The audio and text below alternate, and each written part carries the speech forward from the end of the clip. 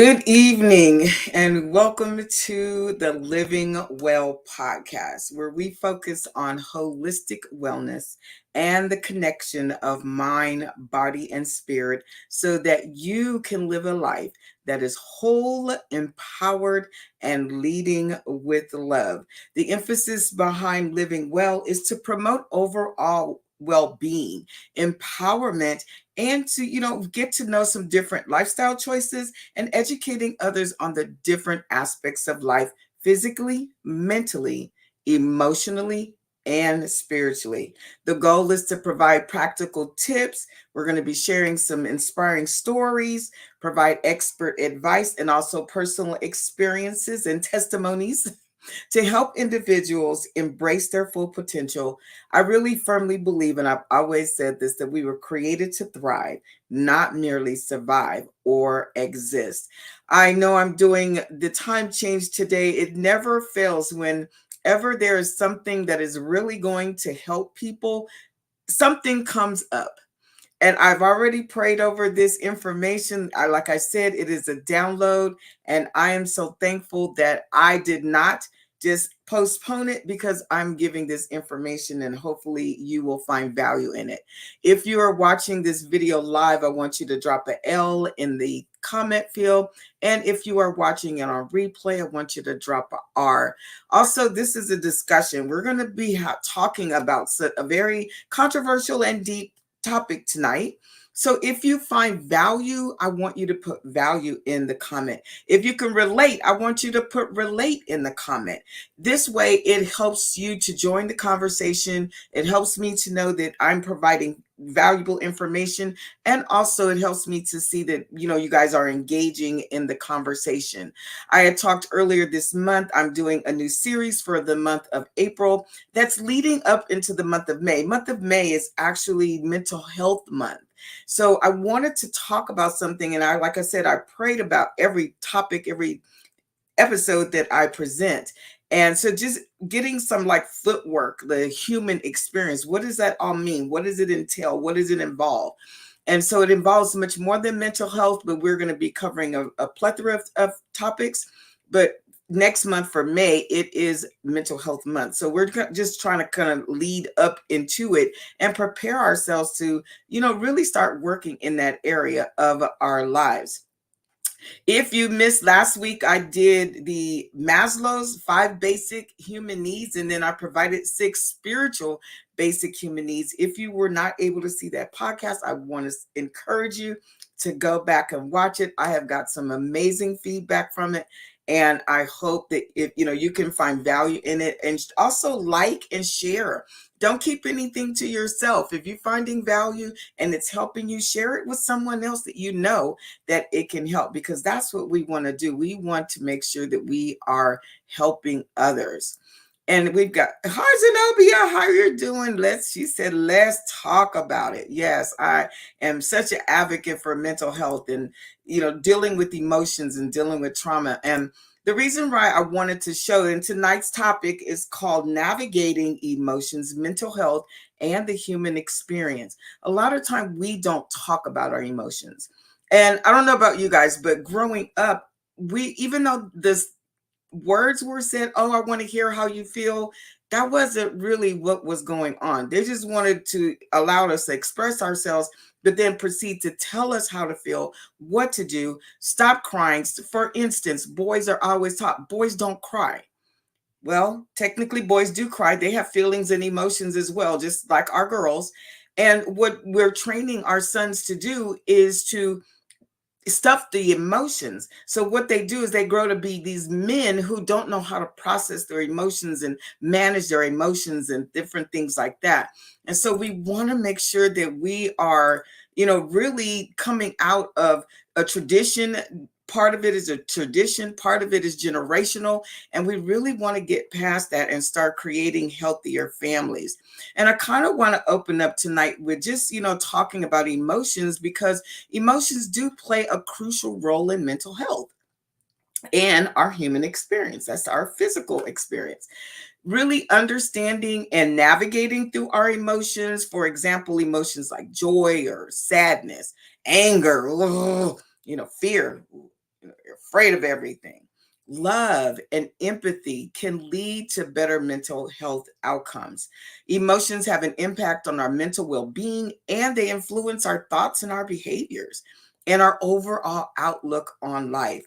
So, tonight we are going to explore the connection between emotions, mental health, and the human experience so that you will be provided with some valuable insights and some strategies to maneuver through your own emotions. Like, how do I deal with these emotions before I lose my mind? Up in here, up in here. Hey, each of us have these emotions and many more than the ones that I mentioned, but all of them play a significant role in shaping our experiences and the interactions with the world around us. And then not only with the world around us, with ourselves as well. So we want to make sure that we are doing what we need to do for our mental health. So the first thing I want to talk about is I want to talk about how is it even connected? Because everybody's like, well, my emotions is this and I feel this and I feel that. That has nothing to do with my mental health. Well, that's not true. One connection is that experiencing intense emotions like stress or sadness, I'm sad all the time. And we go through different, grieving process. You have loss. That's going to cause sadness. These can lead to mental health issues if they are not handled properly, like anxiety or depression. Now, I previously was a depression sufferer. Thank God I have been delivered from that. I no longer suffer from depression. However, it tries to rear its ugly head every now and then, but I know how to put it in check now and go through the process of why am I feeling this way? What's going on? Am I just tired? Do I need to go lay down and take a nap? Or, what's going on? Why am I feeling this way? So the first connection is that experiencing these emotions can lead to health issues if we don't handle them and confront them. On the other hand, experiencing positive emotions like joy or love, everyone loves to be loved. I'm a hugger. Like, if somebody will introduce themselves to me, and I'll ask permission first because, everybody has a different personal space. But if I feel close enough or I feel your energy, I will like, okay, hey, can I give you a hug? And I'm a hugger. But when you do that, that helps to reduce stress and minimize illnesses and disease. Like, when we feel happy and when we feel loved, our bodies actually release hormones called oxytocins and endorphins. And this can help to boost your immune system. And then when you have stress in your life, it produces a hormone called cortisol. And if in women, we have increased cortisol around our midsections, where particularly some of us gain a lot of weight, that's where I generally gain my weight first. That's the increase of stress. And so you want to make sure that you minimize the cortisol in your body so that which means that you have to minimize the stress. So you see the direct correlation that emotions have on your mental health. Another connection is the way that we perceive or we interpret our emotions, which influence our mental health, as negative thought patterns can exacerbate mental health conditions. And when I say like negative thought patterns, like always saying, oh, I'm not good enough, or I can't do this. Nobody's going to want to talk to me, or you'll go to like a networking event, or you'll go to a family function, or go to a function party with a friend and you don't know anybody, and immediately those negative thoughts will come in your mind, like, well, nobody's going to talk to you, or why am I even here, or you're not good enough. Those are all negative thoughts that exacerbate mental conditions. So it's really important for us to understand and process our emotions, because it's essential to maintaining good mental health. And then having the ability to regulate, and that's what we need to do. We need to confront the emotions. We need to manage them before they manage us. And it's very important for maintaining good health and good mental health. It's very complex, and it's not a one size fit all as well either. Everyone is an individual, and how one person handles their emotions, another person may need to handle their emotions a different way. But so it's not a one size fit all. However, the bottom line is that emotions do need to be managed, because like I said, if you don't manage your emotions will manage you. So now let's go ahead and look into some strategies for better managing the emotions. Oh, Zenobia said, let's talk about it. I heard that. I heard that. So now what I want to do is I'm going to share a slide and add to the stage because I want you guys to see. I'm a visual learner. And so when I usually do presentations sometimes or do talks, it depends on what it is. I like to do a visual picture so that people really get a solid idea of what I'm talking about. So you'll see in this picture, there's a variety of emotions going on. Someone's, something's happening here where he's needing a hug. You have a baby down here laughing, and then you have a woman who, oops, you have a woman who is, obviously overwhelmed or in some type of distressed situation.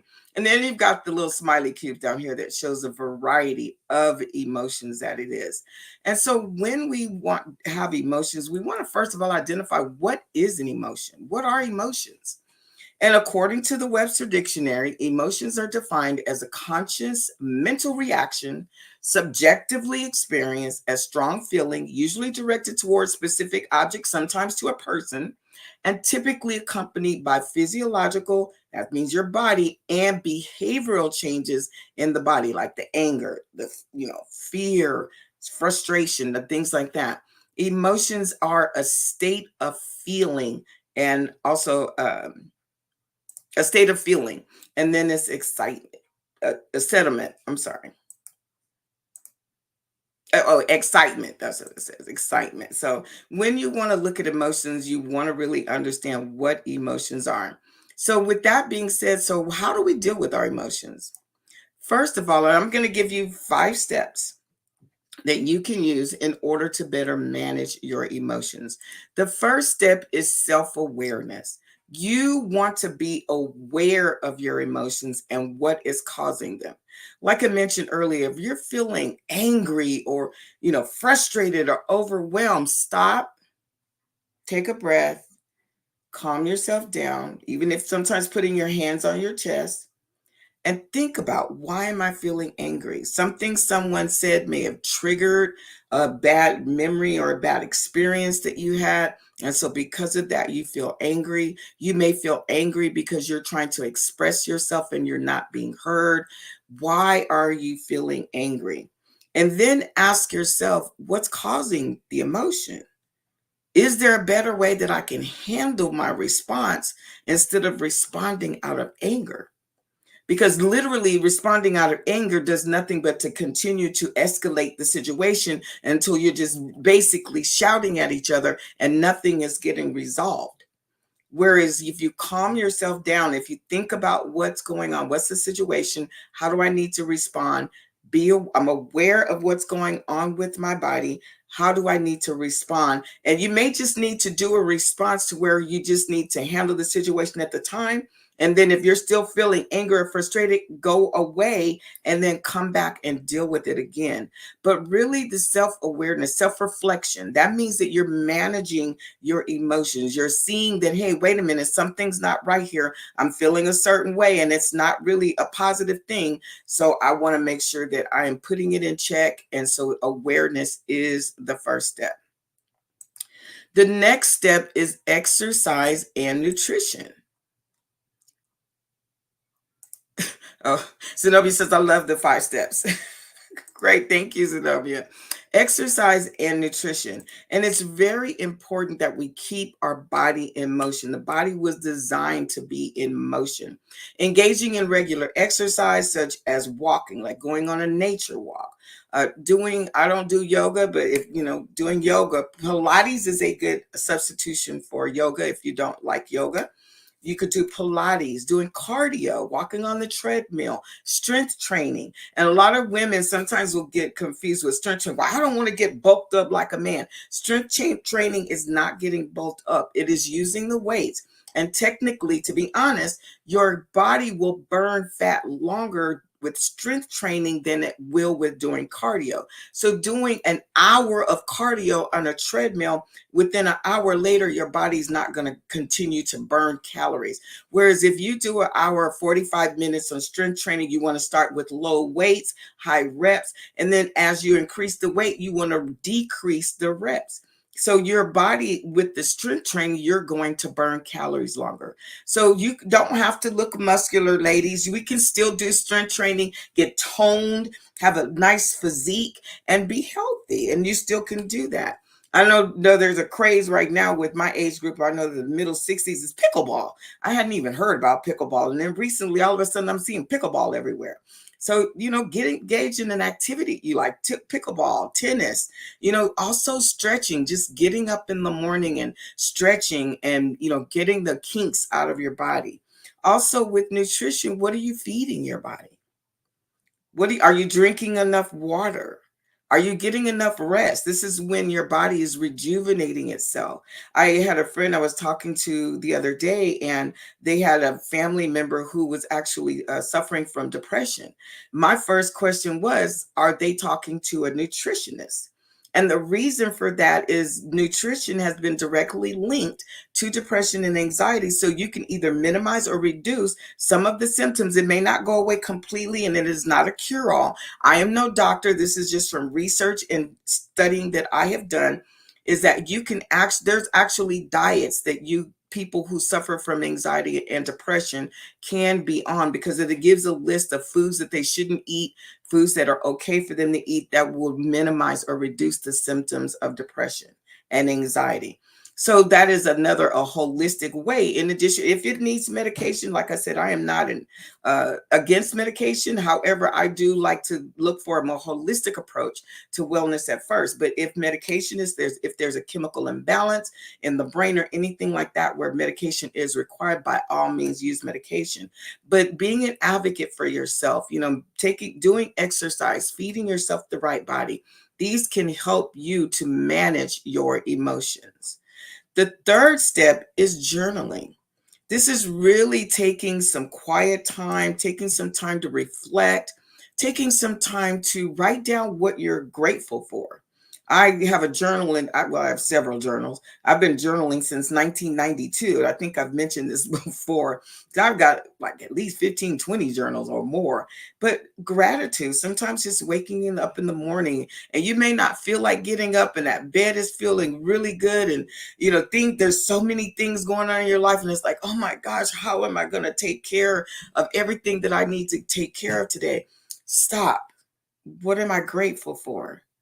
I'm grateful for waking up this morning. I'm grateful that God watched over me as I slept. I'm thankful that I have a roof over my head. I have clothes on my back. I have food in the refrigerator. I'm grateful I have a car. I'm grateful that I have the use of my limbs. And once you start thinking about that, it's like, oh my God, okay, I have a lot to be grateful for, because a lot of those things some people don't have access to. So a gratitude journal, and also journaling, expressing your emotions through writing or art. Some of our greatest poet writers, music writers, different things like that have expressed their emotions through journaling, through writing it down. They also have art therapy, where you can express your emotions through art. So doing those type of things helps you to better manage your emotions. Step number 4. Now, this is one of my favorite, the relaxation techniques. Now, there are several techniques that you can use. You can use deep breathing, where take a moment, you go through different breathing techniques. There's also meditation and massages. That's my favorite. I love to get a massage. There's nothing wrong with it. And if I'm feeling stressed or overwhelmed, your girl, especially on vacation, your girl will find somewhere to get a massage. That is, I don't care where I'm at, I will make sure that I get a massage. Sometimes getting those deep tissue massages. And it's funny, I got a massage one time, and all the girl had to do was put her hand on me. And for some reason, so I carry a lot of tension in my shoulders and my neck. And she touched, and she was like, oh my gosh, you're tight. I did a 1 hour massage. And by the time she got done with me, man, tell me, I was so relaxed. So, getting those massages regularly are definitely worth the money. And then the last step is invest in yourself. Make yourself a priority. Hi, Lisa. Make yourself a priority. You are important. If you don't invest in yourself, who will? Make sure that you're practicing self-care. Make sure that you're managing your emotions. Make sure that you're setting boundaries. If you need help, don't be afraid to ask for help. I need help. Seek support from family and friends. That's what we're here for. Now, I have to give a disclaimer with that is ask, pray and ask God for the right person to seek support from, because everybody may not be able to handle your stuff. And you don't want someone who you're going to be open and honest and vulnerable with, and then that information is going to end up somewhere you don't want it to be. You want someone that you can literally be open, be honest, be vulnerable, not only them with you or you with them also with you. And you want to create safe places, safe spaces for you to unload whatever emotion, whatever is attacking your mental health, and putting it in a position where it's not prospering for you, it's not benefiting you, it's not lifting you up or encouraging you. And if it needs be, you want to seek therapy. There is nothing wrong with therapy. People have, sometimes, not all people, some people have put a stigma around therapy, and usually you'll say, oh, I'm going to therapy. It's gotten better now. But it's in different cultures, they look at, well, I'm going to therapy as, oh, that's a, wrong thing. You don't tell nobody your business. Well, guess what? If you don't tell somebody your business is going to destroy you. Because there is a scripture in Bible that says what's done in the dark will come to the light. And so whatever you're dealing with that's causing the emotions in your life, it's going to come to a head and blow up. Or you can manage the emotion, confront and deal with it, and handle it in a more positive way. There's also counseling or coaching. If you need to invest in yourself and get a life coach, manage your emotions and seek help from someone who can help you do all of these things. Well, I just want to say I thank you guys for really tuning in tonight. Just all of these strategies and techniques can be very beneficial, but none of them will do anything if you don't put them into practice. They can help you better manage your emotions. They can help you connect to self, to God, and to others, and improve your mental health and your overall well-being. To reiterate, emotions are an integral part or crucial part of the human experience, and they have a significant impact on our mental health. The way we perceive and manage our emotions can greatly influence our overall well-being. So we want to make sure that we're managing our emotions, not allowing our emotions to manage us. We each have a choice. You can decide to either have positive or negative emotions. I love how my mentor puts it. He says, I get to choose to love to. Do whatever it is that you want to do. Understanding the connection between emotions, mental health, and the human experience is essential for emotional well-being and just overall health. Because when your emotions, when your thoughts are positive, when you're feeling good, you have less illnesses, you have less diseases, you feel better, you want to get out and do things, you're more active and different things like that. So it is very important to acknowledge, address your emotions in order to lead to a more fulfilling, and a balanced life. And I don't know about y'all, I really like balancing my life, because having too much of one thing or too much of another, it'd be like, oh no, I just need to level feel. Everything's balanced out. As much as I possibly can, definitely with God's help. So I pray that you all found value in the information that I shared today. If you'd like more information, or if you just want to discuss a specific area, if you're struggling with any of these areas that I mentioned with the emotions or the 5 steps, I gave them to you, but you really don't know how to implement them, reach out to me. I have a Calendly link, and I'll put it in the chat once I'm done with the broadcast, so that if you want to talk for 30 minutes just to fine tune what is going on in your life, maybe develop a strategy and a plan for success. How do you deal with these emotions so that you can move forward in life? Next week, I'm going to be talking about optimizing our health is a vital component. Remember, I talked about the body and emotion. We're going to get a little bit deeper in there, in depth with that. How health influences our sense of self and how it contributes to our overall happiness and fulfillment. We want to make sure that we're prioritizing health because it is essential for living a balanced and fulfilling life. We have to be an advocate for our own health these days. We can't depend on anyone else to do it. So next week, join me. Thursday, I will be at 5:30 p.m., Lord willing, 5:30 p.m.